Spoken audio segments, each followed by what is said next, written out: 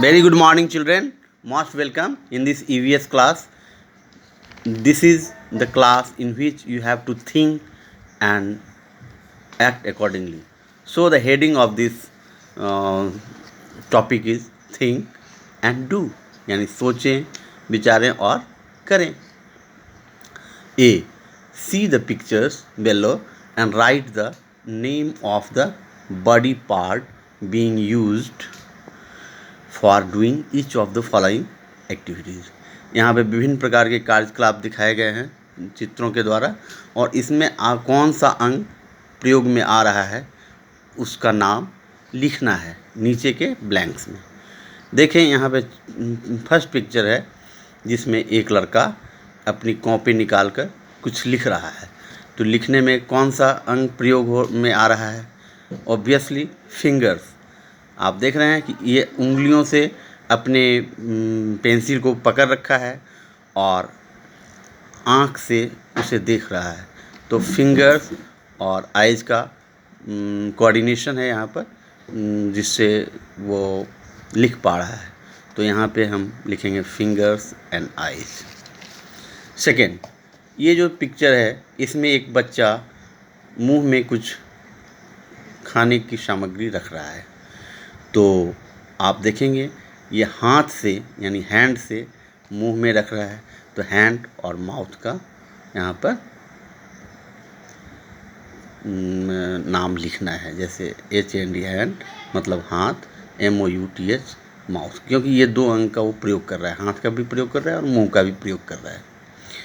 तीसरा है, एक बालिका है जो कि अपने हाथ में एक गुलाब का फूल ले रखी है और वो ये बालिका उसे सूंघ रही है, यानी उसके सुगंध को वो ले रही है. तो इसमें उसके नाक का भी प्रयोग हो रहा है और उसके हाथ का भी प्रयोग हो रहा है, क्योंकि हाथों से उसने एक हाथ से उसने फूल को पकड़ी है. वह एक हाथ से फूल को पकड़ी है और उसे सूंघ रही है. तो नोज एंड हैंड ये यहाँ पे लिखा जाएगा. चौथी तस्वीर ये दर्शाती है कि एक बालिका स्किपिंग प्रैक्टिस कर रही है. तो स्किपिंग में क्या है, उसका हाथ भी इंगेज है और पाँव भी. तो हैंड, फीट एंड माइंड, क्योंकि उसे कंसंट्रेट होना पड़ता है कि वो सही समय अंतराल में स्किपिंग प्रैक्टिस कर सके.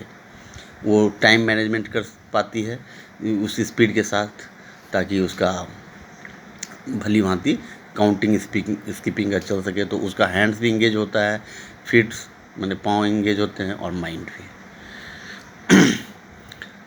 उसके बाद हम देखते हैं एक तस्वीर है जिसमें एक बालक एक बॉल को कैच कर रहा है.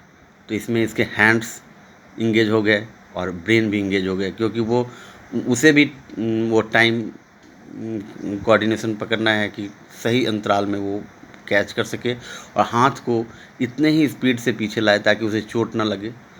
और वरना अगर उसके ब्रेन और हाथ का कोऑर्डिनेशन सही नहीं होगा तो बॉल उसे चोट दे सकता है. दूसरा, एक बालक दौड़ रहा है. तो यहाँ पे फिट और उसके ब्रेन का हो रहा है, क्योंकि उसको किस स्पीड से दौड़नी है. तो वो अपने फिट को सही ढंग से चला रहा है और साथ ही मस्तिष्क को भी चलाता है कि उसी गति से उस रफ्तार से चलना है कि वो इस दौड़ को संपादित कर सके. थर्ड, ये तीसरी जो ये तस्वीर दिखलाई गई है नीचे 3 नंबर में, इसमें एक बालिका ग्लास से कुछ पी रही है. तो पीने के क्रम में उसके माउथ का प्रयोग हो रहा है और हाथों का भी प्रयोग हो रहा है, क्योंकि हाथ से ग्लास को पकड़ रखी है और पी रही है. तो माउथ एंड हैंड्स यहाँ पे लिखना श्रेष्ठ कर है. चौथी तस्वीर में दिखलाया गया है कि एक बालक साइकिलिंग कर रहा है, साइकिल चला रहा है. तो उसके हाथ भी प्रयोग में आ रहे हैं, पाँव भी प्रयोग में आ रहे हैं और उसके मस्तिष्क भी प्रयोग में आ रहे हैं, क्योंकि उसे पता है कि इस बीच में संतुलन कैसे बनानी है. तो हैंड, फीट एंड ब्रेन यहाँ लिखना श्रेष्ठ कर है. Question B, each body part helps you to do something. आपके प्रत्येक अंग आपको कुछ न कुछ करने में मदद करते हैं. Match the column A and B and find out which part of the body is being used for the given actions. तो यहाँ पे भी आपको मैचिंग करनी है और वो बताना है कि कौन सा अंग किस में प्रयोग में आता है, कौन सा अंग किस कार्य के प्रयोग में आता है। कॉलम ए में है नेम ऑफ ऑर्गन्स और ये means body parts, and column B में है एक्शंस। फर्स्ट फिंगर्स, तो इसे 1 से दर्शाया गया है फिंगर, तो इस राइट साइड के कॉलम में भी 1 होगा। Fingers are use to hold my pencil. Okay, you can write I use my fingers to hold my pencil. Second legs, तो लेग्स को देखें 2 में, I use my legs to kick a ball. Mouth 3, तो I use my mouth to speak. यहाँ पे speak दिया है इसलिए आपको speak करना है, but you use your mouth to speak as well as in eating, so you have to use to speak. Fourth hands, you use your hands to pick up things, किसी चीज़ को पकड़ने के लिए, आप चुनने के लिए हाथों का प्रयोग करते हैं। टंग मीन्स जिह्वा, आप टंग का प्रयोग to taste my food, you use your tongue to taste your food.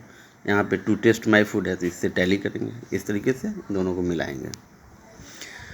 Question C, complete the words taking help from the clues. तो यहाँ ब्लैंक्स है, HANDS हैंड्स होगा यहाँ पे, यहाँ डैश Y डैश S, तो यहाँ पे आईज लिखेंगे। थर्ड में LG डैश, तो यहाँ पे लेग्स लिखेंगे। फोर्थ में NOSE नोज लिखेंगे।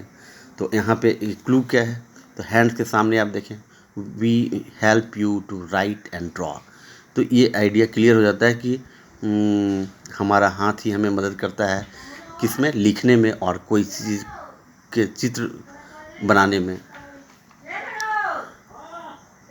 आइज किसका प्रयोग करता है, वी हेल्प यू टू सी, और आइज हमें किसी चीज़ को देखने में मदद करता है। लेग्स हमें मदद करता है, we help you to run and jump, हमें दौड़ने कूदने में मदद करता है कौन, तो लेग्स। नोज हमें किस में हेल्प करता है, I help you to smell. In this way this lesson became finished. Must note it down in your copy and finish your activity book. Thank you very much for listening this audio.